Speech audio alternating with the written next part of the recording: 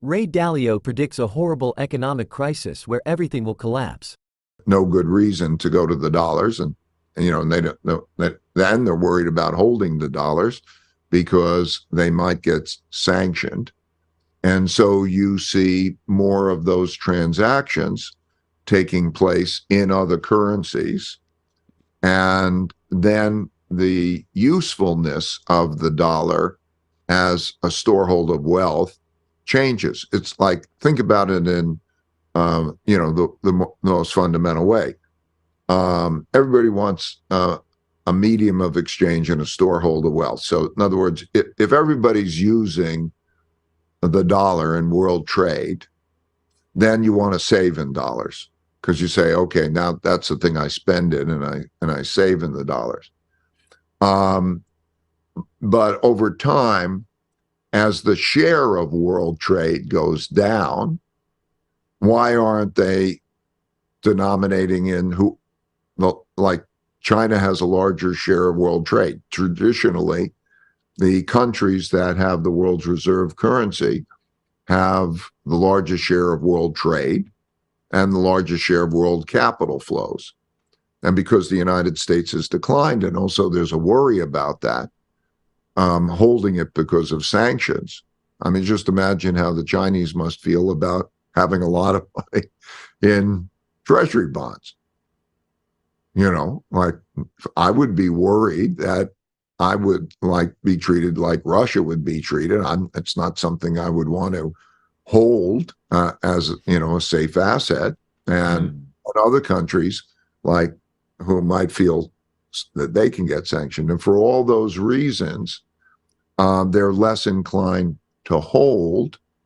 And when we call dollars, what we're really calling is dollar debt, because you hold dollar debt. And that's what is a debt? It's a promise to receive currency. So, okay, so now getting out of those things and transacting in other currencies seems to be the safer thing to do for those countries. And so that's the dynamic that's taking place. So it's not an attack on the dollar. It's like, I don't want to hold those things. And so very similar to on the British pound, what happened is the British had the war, and they were the most powerful empire ever in the world. And they had World War II, and they came out of World War II financially in debt, a lot of debt. And who held the debt? All these countries held the debt because that was the residual from then. But they had a problem. They had a debt problem. And so they needed to print more money because it was too much of a squeeze. And then you had, so it deteriorated, and then they sort of said, please hold my debt, please hold my debt. They went to Commonwealth countries, the part of those that were in the former British Empire. And then you had the Suez Canal incident, where there's sort of a war, and everybody realizes, well, hey, wait a second, that British Empire ain't the British Empire, and they're heavily in debt. And then they say, I don't want to own that debt. And there went the British pound. So that's just how the mechanics work. The reason cycles exist is that the next stage has been determined by what has already happened in the prior stage. So we are in debt a lot. You can't change that. We got a lot of debt. And if you say, what could you do? I mean, two things come to mind. What you could do is you could be financially strong, and you can not use financial sanctions as a weapon to scare the holders of those bonds. But to be financially strong requires you to not spend more than you earn. That means you either have to cut your spending or raise your earnings. Okay, that ain't easy. Okay. Okay, so are we going to cut our spending? Okay, now you look at it. What are you going to, infrastructure programs, I don't know, poverty transfers, defense spending. Okay, what are we going to cut? The world, governments have the same basic economics as people, except for the fact that they can take money from one person and give it to another, and they can print money. That's it. And so when you look at this, okay, you have that gap. You can eliminate the gap by taking money from some and eliminating another and not spending much. Okay. Okay, that's not easy, right? Okay. Okay, what are you going to? Most governments now don't think, how much money do I have to spend? And then how do I prioritize that? They think, I need to spend on this, I need to spend on that, and I need to spend on that, and they spend on it. And then they either produce a deficit, and then you either have to pay it back with hard money or printed money, and that's situation. So when you say, what could we do? Well, you've got to get financially strong in a politically fragmented environment in which everybody wants more, and you have to like be a higher percentage of world trade so that everybody wants to use your currency, and be and not threaten the holders of that bonds with freezing their assets. Ray Dalio predicts a horrible economic crisis where everything will collapse. The global order took shape in 1945, following the conclusion of World War I, akin to how internal conflicts can pave the way for a new order within a nation. For example, the conclusion of the Chinese Civil War in 1949 marked the initiation of a fresh chapter for China.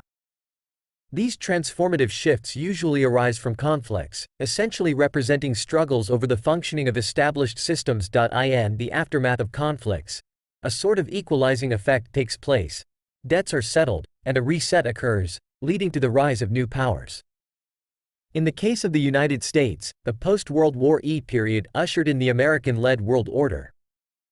With 80% of the world's gold, the basis of currency at the time, the strongest military and nuclear capabilities, the U.S. emerged triumphant from the war. This victory laid the foundation for the American world order, where the U.S. played a significant role in global affairs, including defining territorial boundaries. This phenomenon is not exclusive to the 20th century, it is a recurring pattern throughout history. New regulations are established, giving rise to periods of peace and prosperity. The unchallenged position of the dominant power discourages conflicts, fostering a stable environment. However, this stability often stems from the collective psychology shaped by the war. Those who have witnessed the horrors of war typically emerge with a strong desire for peace and reconstruction.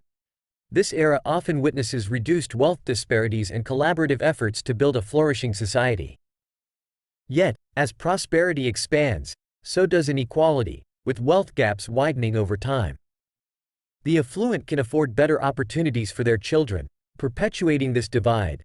Simultaneously, economies witness a growing burden of debt, and other countries, including former adversaries like Germany and Japan, undergo reconstruction and transform into formidable competitors.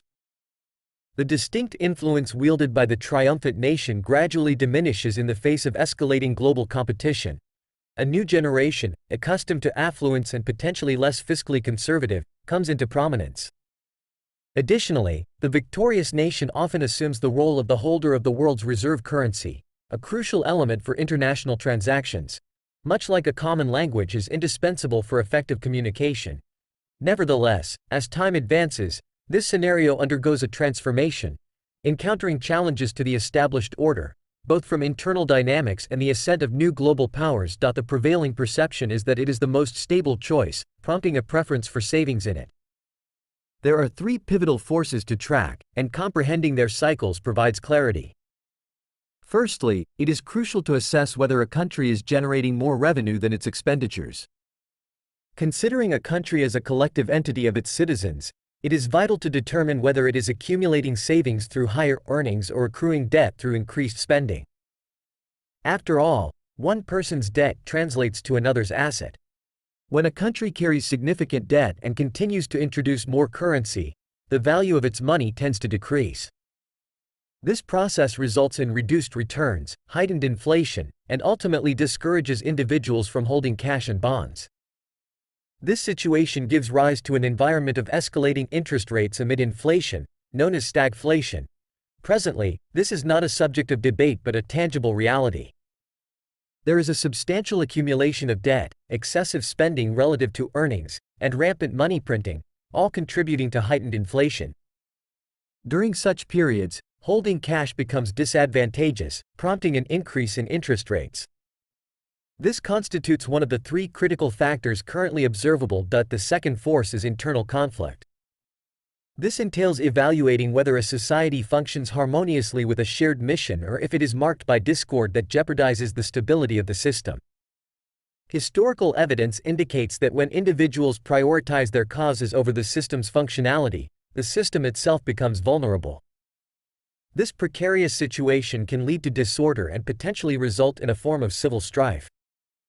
Indications of this include escalating political polarization and the emergence of populism on both the left and right. Populists fervently advocate for their factions, neglecting moderation and compromise beneficial for all. Such extreme partisanship has the potential to undermine the integrity of the system, as witnessed in the 1930s when several democracies turned to dictatorship amid disorder and internal conflict.